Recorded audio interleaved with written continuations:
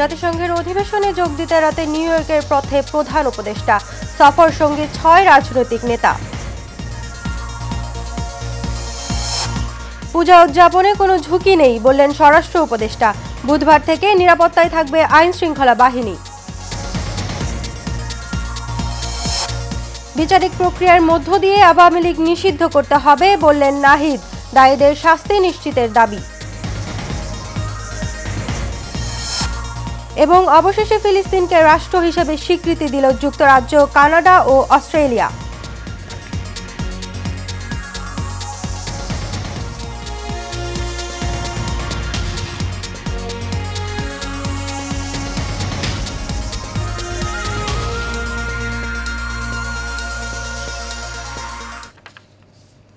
স্বাগত এশিয়ান নিউজে। আপনাদের সাথে আছি আমি খোশনাত জাহান ইথিলা। এতক্ষণ শুনছিলেন বিআরবি কেবল ইন্ডাস্ট্রিজ লিমিটেড সংবাদ শিরোনাম। এবার বিস্তারিত।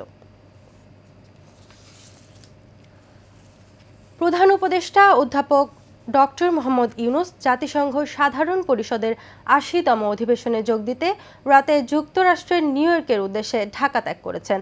প্রধান উপদেষ্টা ও তার সফর সঙ্গীদের বহনকারী এমিরেটস এয়ারলাইন্সের একটি বাণিজ্যিক ফ্লাইট রাত ১টা ৪০ হজরত শাহজালাল আন্তর্জাতিক বিমানবন্দর থেকে উড্ডয়ন করে। প্রধান উপদেষ্টার প্রেস সচিব শফিকুল আলম এই তথ্য নিশ্চিত করেন। সফরসূচি অনুযায়ী অধ্যাপক ইউনূস আজ নিউ ইয়র্কে পৌঁছাবেন এবং ২৬ সেপ্টেম্বর সাধারণ পরিষদের অধিবেশনে ভাষণ দেবেন। এছাড়া তিনি একাধিক উচ্চ পর্যায়ের বৈঠক এবং গুরুত্বপূর্ণ বৈশ্বিক অনুষ্ঠানে অংশগ্রহণ করবেন। ভাষণে তিনি বিগত ১ বছরে অন্তর্বর্তী সরকারের সংস্কারমূলক উদ্যোগ, ২০২৪ সালের জুলাই গণঅভ্যুত্থানের প্রত্যাশা এবং ২০২৬ সালের ফেব্রুয়ারিতে অবাধ, সুষ্ঠু ও অংশগ্রহণমূলক নির্বাচন আয়োজনের অঙ্গীকার তুলে ধরবেন। সফরসঙ্গী হিসাবে ৬ জন রাজনৈতিক নেতা প্রধান উপদেষ্টার সঙ্গে রয়েছেন।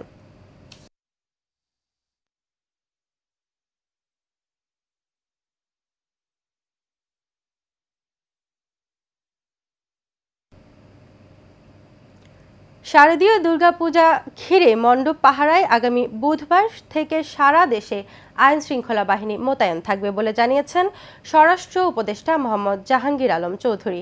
রবিবার সচিবালয়ের উপদেষ্টা পরিষদ কমিটির সাথে বৈঠক শেষে একথা বলেন তিনি। বলেন, আগামী জাতীয় নির্বাচন শান্তিপূর্ণ ও উৎসবমুখর হবে। এদিকে সরকারি ক্রয় কমিটির বৈঠক শেষে অর্থ উপদেষ্টা ডক্টর সালেহ উদ্দিন আহমেদ বলেন, আগামী শিক্ষাবর্ষে জানুয়ারি মাসেই শিক্ষার্থীরা নতুন পাঠ্য বই হাতে পাবেন। বিস্তারিত নূর মোহাম্মদ ভুইয়ার রিপোর্টে। হিন্দু সম্প্রদায়ের সবচেয়ে বড় ধর্মীয় উৎসব দুর্গাপূজাকে গুরুত্ব দিয়ে পাশাপাশি ত্রয়োদশ জাতীয় সংসদ নির্বাচনকে সুষ্ঠু করার লক্ষ্যে সচিবালয়ে উপদেষ্টা পরিষদ কমিটির সাথে বৈঠক করেন স্বরাষ্ট্র উপদেষ্টা। বৈঠক শেষে তিনি বলেন, আগামী জাতীয় নির্বাচন শান্তিপূর্ণ ও উৎসবমুখর হবে। তারপরে আসন্ন জাতীয় নির্বাচন বলে সার্বিক প্রস্তুতি সংক্রান্ত আলোচনা, আসন্ন দুর্গাপূজা ২০২৫ উদযাপন উপলক্ষে আইন শৃঙ্খলা পরিস্থিতি বিষয়ে আলোচনা, জুলাই হত্যাকাণ্ডে শহীদদের মামলা রেকর্ড তদন্ত অগ্রগতির বিষয়ে আলোচনা, সারা দেশে আইন শৃঙ্খলা পরিস্থিতি অভিযান পরিচালনা বিষয়ে আলোচনা। দুর্গাপূজাকে কেন্দ্র করে আইন শৃঙ্খলা বাহিনী কঠোর পদক্ষেপ নিচ্ছে জানিয়ে স্বরাষ্ট্র উপদেষ্টা বলেন, বুধবার থেকে সারা দেশে আইন শৃঙ্খলা বাহিনী মোতায়েন থাকবে। এখন যদি কোনো জায়গায় হয়তো ছোটোখাটো দুই একটা ঘটনা ঘটতেছে, যেহেতু আমাদের আইন শৃঙ্খলা বাহিনী কিন্তু এখন পর্যন্ত ডিপ্লয় হয় না, এখন কিন্তু মেইন দায়িত্বটা কিন্তু ওনাদের এইগুলি দেখার।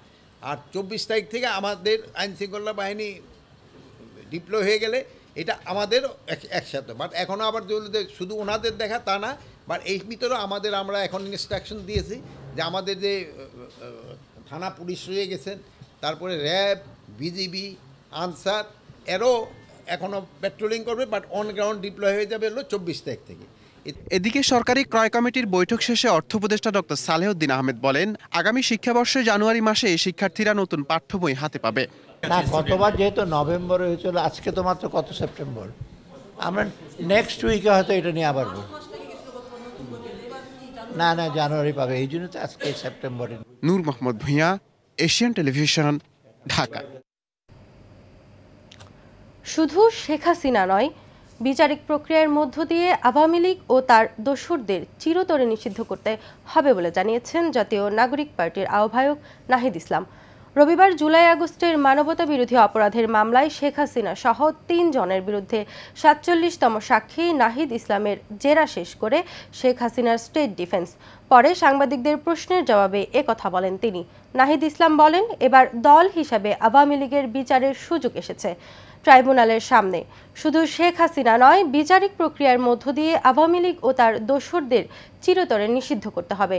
বিচারপতি গোলাম মুর্তুজা মজুমদারের নেতৃত্বে ৩ সদস্যের ট্রাইব্যুনালে নাহিদ ইসলামকে জেরা করেন রাষ্ট্রনিযুক্ত শেখ হাসিনার আইনজীবী। এর আগে সাক্ষ্য শেষ করে দায়ীদের শাস্তি দাবি করেছেন নাহিদ ইসলাম। তিনি বলেন, ভিকটিমরা যেন ন্যায় বিচার পান।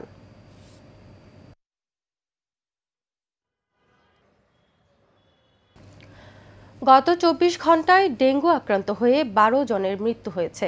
একই সাথে একদিনে হাসপাতালে ভর্তি হয়েছে ৭৪০ জন বলে জানিয়েছে স্বাস্থ্য অধিদপ্তর। এর মধ্যে সর্বোচ্চ ৫ জনের মৃত্যু হয়েছে বরিশাল বিভাগে। রোববার স্বাস্থ্য অধিদপ্তরের হেলথ ইমার্জেন্সি অপারেশন সেন্টার ও কন্ট্রোল রুম থেকে পাঠানো এক সংবাদ বিজ্ঞপ্তিতে এসব তথ্য জানানো হয়। আরও যেসব জেলায় ডেঙ্গুতে মারা যাওয়ার খবর পাওয়া গেছে সেগুলো হলো ঢাকা উত্তর সিটিতে ৩ জন, ২ জনের মৃত্যু হয়েছে ঢাকা দক্ষিণ সিটিতে, ১ জন করে মারা গেছেন চট্টগ্রাম ও ময়মনসিংহ বিভাগে। শিশুদের জন্য ডেঙ্গু উদ্বিগ্নের জানিয়ে মুগদা মেডিকেল কলেজ হাসপাতাল জানান, সতর্ক না হলে সংখ্যা রয়েছে মেঝেতে একই বিছানায় ২ জন চিকিৎসা নিচ্ছেন। ডেঙ্গু নিয়ে যারা হাসপাতাল আসতে দেরি করছেন তা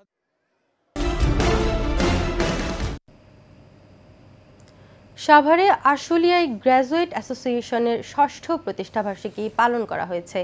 আশুলিয়ার গণস্বাস্থ্যের PHA ভবনে অনুষ্ঠানে প্রধান অতিথি ছিলেন বিএনপির কেন্দ্রীয় কমিটির সহ পরিবার কল্যাণ বিষয়ক সম্পাদক ও সাবেক সংসদ সদস্য ডাক্তার দেওয়ান মোহাম্মদ সালাউদ্দিন বাবু।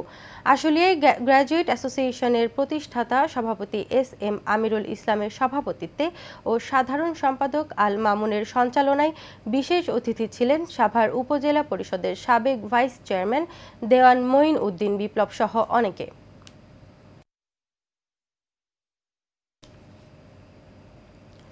সাভার পৌরসভার স্বেচ্ছাসেবক দলের কার্যালয় উদ্বোধন, আলোচনা সভা, দোয়া মোনাজাত ও তবারক বিতরণ অনুষ্ঠান হয়েছে। পৌর এলাকার ডগরমোড়া মাসুম ভবনে এই সভা এবং অফিস কার্যালয় উদ্বোধন করা হয়। সাভার পৌর স্বেচ্ছাসেবক দলের আহ্বায়ক অ্যাডভোকেট মেহেদী হাসান মাসুমের সভাপতিত্বে এতে প্রধান অতিথি ছিলেন ঢাকা ১৯ আসনের বিএনপির মনোনয়ন প্রত্যাশী ও সাবেক MP ডাক্তার দেওয়ান মোহাম্মদ সালাউদ্দিন বাবু। সভায় সব শ্রেণীর পেশার মানুষের কাছে ধানের শীষ প্রতীকে ভোট প্রার্থনা করেন তিনি। এ সময় উপস্থিত ছিলেন ঢাকা জেলা বিএনপির সাবেক যুগ্ম সাধারণ সম্পাদক ও সাভার পৌর মেয়র প্রার্থী লায়ন মোহাম্মদ খোরশেদ আলম, উপজেলা পরিষদের সাবেক ভাইস চেয়ারম্যান বিএনপির নেতা দেওয়ান মোহাম্মদ মঈনুদ্দিন বিপ্লব সহ অনেকে।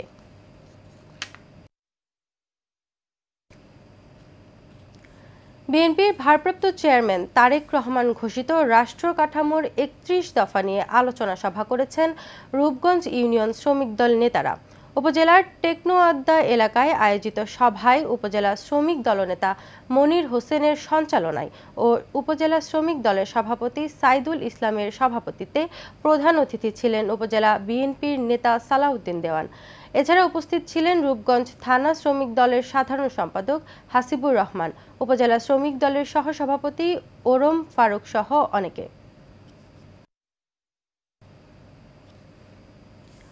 জাকের পার্টি মূল দল ও সকল সহযোগী সংগঠনের উদ্যোগে ৩১ অক্টোবর পর্যন্ত সকল জেলা, উপজেলা ও ইউনিয়ন ভিত্তিক জনসভা এবং র্যালি কর্মসূচির ঘোষণা করা হয়েছে। তারই ধারাবাহিকতায় ফরিদপুরের সদরপুর উপজেলা জাকের পার্টির কার্যালয়ে সদরপুর ইউনিয়ন কমিটির আয়োজনে জনসভা ও র্যালি হয়েছে।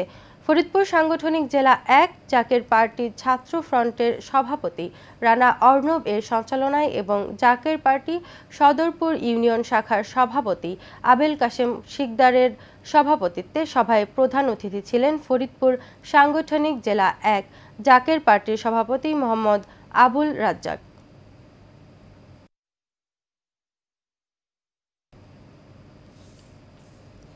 অন্যের সাথে আপোষ নয়, এই স্লোগানে গাজীপুরে অনুষ্ঠিত হয়ে গেল নবীন প্রবীণ জনকল্যাণ সংস্থার উদ্যোগে নারী ও শিশু যুব কল্যাণ শীর্ষক আলোচনা এবং সম্ভাব্য বাজেট ঘোষণা। এতে প্রধান অতিথি ছিলেন অতিরিক্ত জেলা প্রশাসক মোহাম্মদ সোহেল রানা। অনুষ্ঠান উদ্বোধন করেন গাছা থানার অফিসার ইনচার্জ আমিনুল ইসলাম গাজী মামুন ও এস.এম. তাহমিনার সঞ্চালনায় প্রদীপ দেবনাথের সভাপতিত্বে এর আয়োজন করা হয়।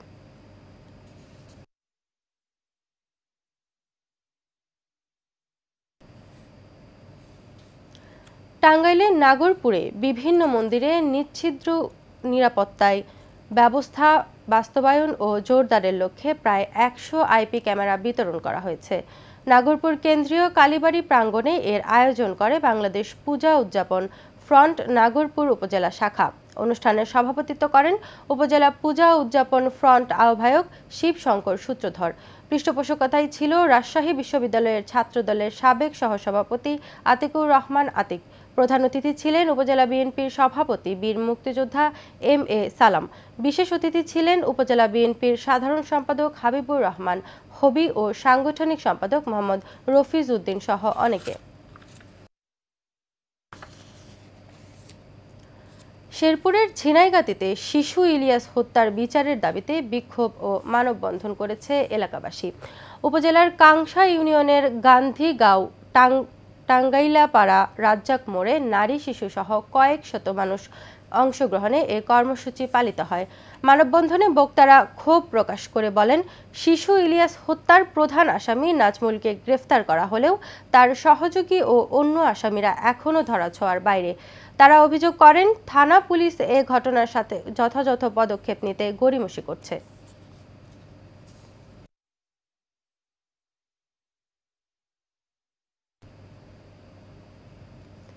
শরীয়তপুরের ভেদরগঞ্জ উপজেলার ছয়গাঁও ইউনিয়নে নিতাই বিশ্বাসের বিরুদ্ধে জমি বিক্রির বায়না চুক্তি করে জমি না দিয়ে প্রতারণার অভিযোগে সংবাদ সম্মেলন করেছে ভুক্তভোগী পরিবার।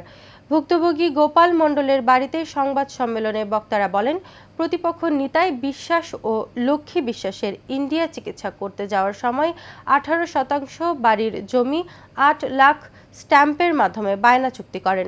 পরে গোপাল মণ্ডলের স্ত্রী যমুনা মণ্ডল 40 লাখ টাকা নিয়ে ভেদরগঞ্জ সাব রেজিস্ট্রার অফিসে গেলে নিতাই বিশ্বাস সেখানে জমি দলিল করে দিতে আসেনি। পরে ভুক্তভোগী পরিবার নিতাই বিশ্বাসের বিরুদ্ধে আদালতে একটি প্রতারণা মামলা করেন। জমি বিক্রি না করে উল্টো নিতাই তার মেয়ে বিউটি মণ্ডলকে দিয়ে নিজের ঘর আগুনে পুড়িয়ে ভুক্তভোগী পরিবারকে দোষ চাপানোর পায়তারা করছে। আমরা বাড়ি বিক্রি করবো না, তাই আমরা যে 40 লাখ টাকা যে আমরা এতগুলো টাকা জোগাড় করলাম, এই টাকার চাই আমরা যাতে আমার ক্ষতিপূরণটা হয়। কারণ আর আমাগুলোকে এইভাবে কোথাও ওরা আগেই বলছে যে তখন আমি মামলা করব। একটা প্রতি ফার্স্টে তো আমরা কোনো লোক চাই না, আমরা কিছু সমাজের মানুষ দিয়ে আমরা ওইটা মিডিয়া দেব করে দেব। বেকারত্ব দূরীকরণ ও দেশের দক্ষ জনশক্তি তৈরির লক্ষ্যে পরিচালিত মাস্টার মিডিয়া ইনস্টিটিউটের উদ্যোগে 3 মাস ব্যাপী সংবাদ উপস্থাপনা, টিভি সাংবাদিকতা ও ডিজিটাল ভিডিও এডিটিং কোর্সের প্রশিক্ষণ কর্মশালার সার্টিফিকেট বিতরণ অনুষ্ঠান সম্পন্ন হয়েছে। এতে প্রধান অতিথি ছিলেন জিএস ফার্মা ইন্টারন্যাশনাল লিমিটেডের প্রতিষ্ঠাতা মাহমুদুল হাসান গাজ্জালি তালুকদার।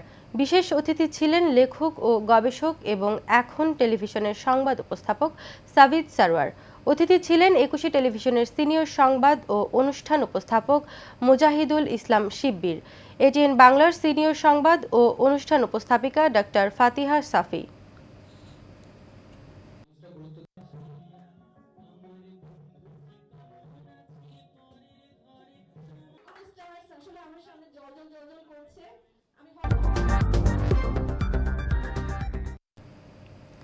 চট্টগ্রাম সংবাদ।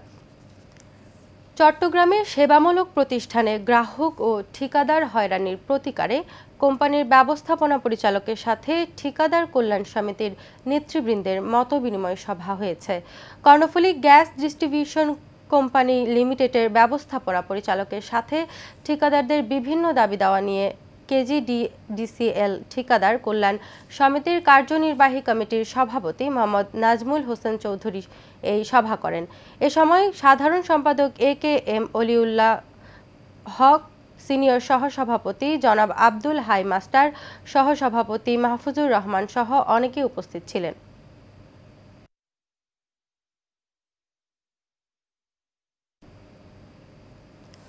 চট্টগ্রামে চলছে পাহাড় কাটার মহোৎসব। দিনে দুপুরে পাহাড় কেটে আবাসন প্রকল্প তৈরি করে ব্যবসা করে যাচ্ছে ভূমিদস্যুরা। সরকারি পাহাড় কেটে ভবন নির্মাণ করলেও প্রশাসন বা সংশ্লিষ্ট কর্তৃপক্ষের নজরদারি না থাকায় অসাধু ব্যক্তিরা ধ্বংস করছে পাহাড়। স্থানীয়দের অভিযোগ, পাহাড় কেটে বহুতল ভবন নির্মাণ এর ফলে পাহাড় ধসের শঙ্কা বেড়েছে। প্রশাসন বা পরিবেশ অধিদপ্তরের কোনো তৎপরতা নেই পাহাড় কাটা বন্ধে।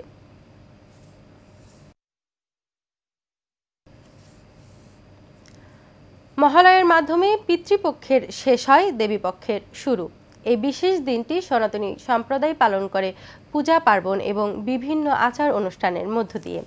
এই উপলক্ষে চট্টগ্রামের গোলপাহাড় মহাশ্মশান পরিচালনা পরিষদের উদ্যোগে দিনব্যাপী বিভিন্ন অনুষ্ঠানের আয়োজন করা হয়। গোলপাহাড় মহাশ্মশান পরিচালনা পরিষদের সভাপতি দোদুল কুমার দত্তের সভাপতিত্বে ও সাধারণ সম্পাদক বিশ্বনাথ দাস বিশু পরিচালনায় এতে প্রধান অতিথি ছিলেন হিন্দু ধর্ম কল্যাণ এর ট্রাস্টি সদীপক কুমার পালিত।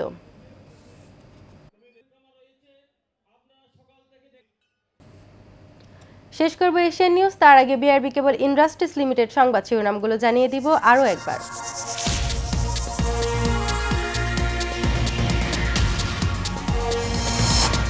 জাতিসংঘের অধিবেশনে যোগ দিতে রাতে নিউ ইয়র্কের পথে প্রধান উপদেষ্টা, সফর সঙ্গী 6 রাজনৈতিক নেতা। পূজা উদযাপনে কোনো ঝুঁকি নেই বললেন স্বরাষ্ট্র উপদেষ্টা। বুধবার থেকে নিরাপত্তায় থাকবে আইন শৃঙ্খলা বাহিনী।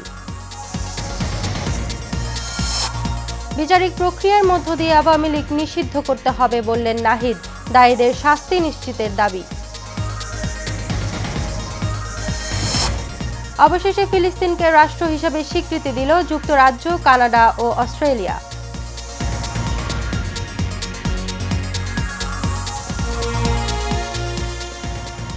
এশিয়ান নিউজ এই পর্যন্তই। পরের বুলেটিন দেখার আমন্ত্রণ রইল। ধন্যবাদ।